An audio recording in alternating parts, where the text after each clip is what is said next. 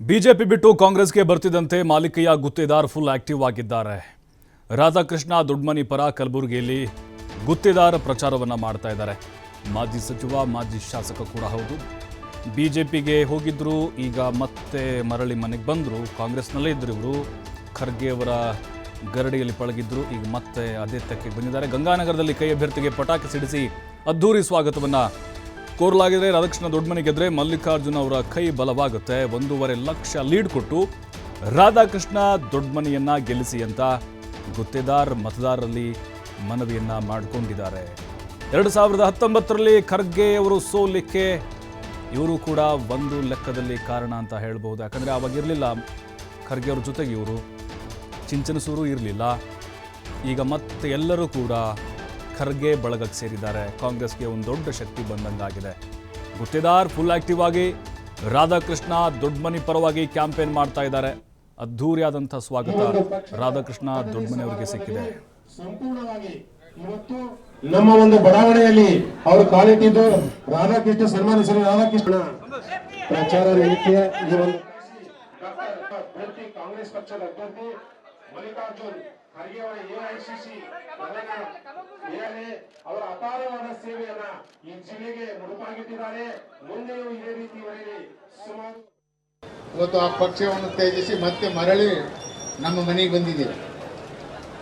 ಹಿಂದೆ ನಾವು 6 ಬಾರಿ ಶಾಸಕರಾಗಿ, 4 ಬಾರಿ ಕಾಂಗ್ರೆಸ್ ಪಕ್ಷ ಶಾಸಕರಾಗಿ, 2 ಬಾರಿ ಪಕ್ಷೇತರ ಶಾಸಕರಾಗಿ ಒಂದು ಗೊಂದಲದಲ್ಲಿ ಈ ಒಂದು ಪಕ್ಷವನ್ನು ಬಿಟ್ಟು ಹೋದಾಗ ಮುಜುಗರ ಆಗ್ತಾ ಇತ್ತು ನಮಗೆ. ಯಾಕಂದ್ರೆ ನಾವು ಯಾವತ್ತೂ ಸಾಮಾಜಿಕ ನ್ಯಾಯ ಬದ್ಧತೆ ಮೇಲೆ ಬಂದವರು, ಸೆಕ್ಯುಲರಿಸಮ್ ಮೇಲೆ ವಿಶ್ವಾಸ ಇಟ್ಟವರು. ಅಲ್ಲಿ ಸೆಕ್ಯುಲರಿಸಮ್ ಕಂಡಿಲ್ಲ, ಅಲ್ಲಿಯ ನಡ್ಕೊಂಡಂಥ ರೀತಿಗಳು ಹಿಂದುಳಿದ ಜನಾಂಗಕ್ಕೆ ಒಂದು ಅಲ್ಲಿ ಗೌರವ ಇಲ್ಲ ಅನ್ನುವಂಥ ವಾತಾವರಣ ತಿಳಿದ ಹಿನ್ನೆಲೆಯಲ್ಲಿ ಇದು ಮತ್ತೆ ನಾವು ಮರಳಿ ನಮ್ಮ ಮನೆ ಕಾಂಗ್ರೆಸ್ಸಿಗೆ ಬಂದಿದ್ದೇವೆ. ಸನ್ಮಾನ್ಯ ಶ್ರೀ ಎಐಸಿಸಿ ಅಧ್ಯಕ್ಷರು ನಿಜವಾಗಿ ನಮ್ಮೆಲ್ಲರ ಹೆಮ್ಮೆ. ಕಲಬುರಗಿ ಜಿಲ್ಲೆಯ ಒಬ್ಬ ಧೀಮಂತ ನಾಯಕ, ಕರ್ನಾಟಕ ರಾಜ್ಯ ಮತ್ತು ಕೇಂದ್ರದ ವಿರೋಧ ಪಕ್ಷ ನಾಯಕ ಆದರೂ ಕೂಡ ಇವತ್ತು ಅತ್ಯಂತ ಅಮೂಲ್ಯವಾದಂಥ ಸ್ಥಾನದಲ್ಲಿ ಅಖಿಲ ಭಾರತ ಇಂಡಿಯನ್ ನ್ಯಾಷನಲ್ ಕಾಂಗ್ರೆಸ್ಸಿನ ಅಧ್ಯಕ್ಷರಾಗಿ ಡೆಲ್ಲಿಯಲ್ಲಿ ಕೂರ್ತಕ್ಕಂಥ ಒಬ್ಬ ಮಹಾನ್ ನಾಯಕ ನಮ್ಮ ಕಲಬುರಗಿ ಜಿಲ್ಲೆಯವರಾಗಿದ್ದರಿಂದ ನಿಮ್ಮ ಆಶೀರ್ವಾದದಿಂದ ಎಲ್ಲ ಕಡೆಗೆ ವಾತಾವರಣ ಭಾಳ ಚೆನ್ನಾಗಿದೆ. ಏನಿವತ್ತು ಅಬ್ಕಿ ಬಾರ್ 400 ಅಂತ ಮೋದಿಯವರು ಹೇಳ್ತಾ ಇದ್ರು, ಆ ವಾತಾವರಣ ಕಾಣ್ತಾ ಇಲ್ಲ. ಈಗ 200 ಪಾರಾಗೋದು ಕಷ್ಟ ಇದೆ. ಅಲ್ಲಿ ಇಲ್ಲಿ ಆಗ್ತಕ್ಕಂಥ ಕೋಮು ಗಲಭೆಗಳು, ಜನರ ಮನಸ್ಸನ್ನು ಹೊಡಿತಕ್ಕಂಥ ಕೆಲಸಗಳು ಇವತ್ತು ಏನು ಆ ಪಕ್ಷದಲ್ಲಿ ಆಗ್ತಾ ಇದೆ ಅನ್ನೋ ಬೇಸತ್ತು ಜನ ಇವತ್ತು ಕಾಂಗ್ರೆಸ್ ಪಕ್ಷದಿಂದ ಈ ದೇಶಕ್ಕೆ ಒಂದು ರಕ್ಷಣೆ ಇದೆ, ಸ್ವಾತಂತ್ರ್ಯ ಕೊಡಿಸಿದಂಥ ಕಾಂಗ್ರೆಸ್ ಪಕ್ಷ ಈ ಒಂದು ಪಕ್ಷಕ್ಕೆ ಅಧಿಕಾರ ತಂದರೆ ಮುಂದೆ ನಮ್ಮ ದೇಶ ಸುಭದ್ರವಂತ ರಾಷ್ಟ್ರ ಆಗ್ತಾನಂತ ಒಂದು ಭಾವನೆಯಿಂದ ಇವತ್ತು ಎಲ್ಲ ಕಡೆಗಳಲ್ಲಿ ಇವತ್ತು ಕಾಂಗ್ರೆಸ್ಗೆ ಕರ್ನಾಟಕ ರಾಜ್ಯದಲ್ಲಂತೂ ಭಾರಿ ಬೆಂಬಲ ಸಿಗ್ತಾ ಇದೆ.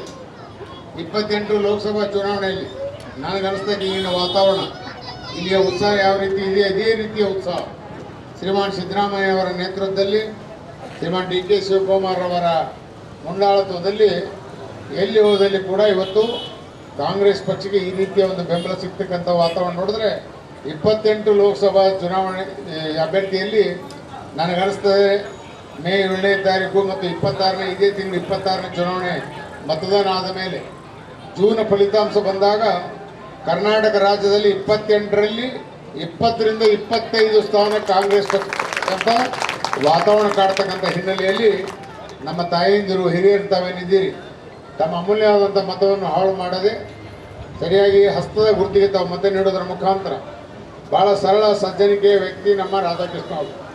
1985ರಲ್ಲಿ ನಮ್ಮ ಪ್ರಪ್ರಥಮ ಬಾರಿಗೆ ಶಾಸಕರಾದಾಗ ನನ್ನ ಎಲ್ಲ ಇಡೀ ಜೀವನವನ್ನೇ ಅವ್ರ ಜೊತೆ ಕಳೆದಿದ್ದೀನಿ. ಅಂಥ ಒಂದು ಆತ್ಮೀಯ ಸಂಬಂಧ ಅವ್ರದ್ದು ನಮ್ಮದು 85 ಹಿಡಿದು 89 ತಾನೇ ಇತ್ತು. ಕಾರಣಾಂತರದಿಂದ ನಾವು ದೂರ ಆದರೂ ಕೂಡ ಇವತ್ತು ಒಳ್ಳೆಯ ಸಜ್ಜನ ವ್ಯಕ್ತಿ ಇವತ್ತು ನಮ್ಮ ಈ ಭಾಗದ ಲೋಕಸಭಾ ಅಭ್ಯರ್ಥಿ ಆಗಿದ್ದರಿಂದ ನಾವು ನೀವೆಲ್ಲ ಕೂಡಿ ಇಂಥ ವ್ಯಕ್ತಿಗಳನ್ನು ಆರಿಸ್ತಂದರೆ ಈ ಭಾಗದ ಸರ್ವಾಂಗೀಣ ಅಭಿವೃದ್ಧಿ ಆಗ್ತದೆ. ನಮ್ಮೆಲ್ಲರ ಸಮಸ್ಯೆಗಳನ್ನು ಈಡೇರಿಸ್ತಕ್ಕಂಥ ನಮ್ಮ ಆಡಳಿತ ಪಕ್ಷದಲ್ಲಿರ್ತಕ್ಕಂಥ ಕಾಂಗ್ರೆಸ್ ಪಕ್ಷ ಶ್ರೀಮಾನ್ ಸಿದ್ದರಾಮಯ್ಯ ಅವರ ನೇತೃತ್ವದಲ್ಲಿ ಈ ಒಂದು ಅನೇಕ ನಮ್ಮ ಸಮಸ್ಯೆಗಳು, ಬಡವಾಣಿ ಸಮಸ್ಯೆಗಳಿವೆ, ಅನೇಕ ಕಡೆ ಇವತ್ತು ಮಳೆ ಸರಿಯಾಗಿ ಬಂದಿಲ್ಲ, ಬರಗಾಲಿದೆ. ಅನೇಕ ವಾರ್ಡ್ಗಳಲ್ಲಿ ನೀರಿನಿಂದ ಒಂದು ಅಸ್ತವ್ಯಸ್ತಿದೆ. ಕೆಲವು ಇಂಟರ್ನಲ್ ರೋಡ್ ಆಗಬೇಕಾಗಿದೆ, CC ರಸ್ತೆಗಳು ಆಗಬೇಕಾಗಿದೆ.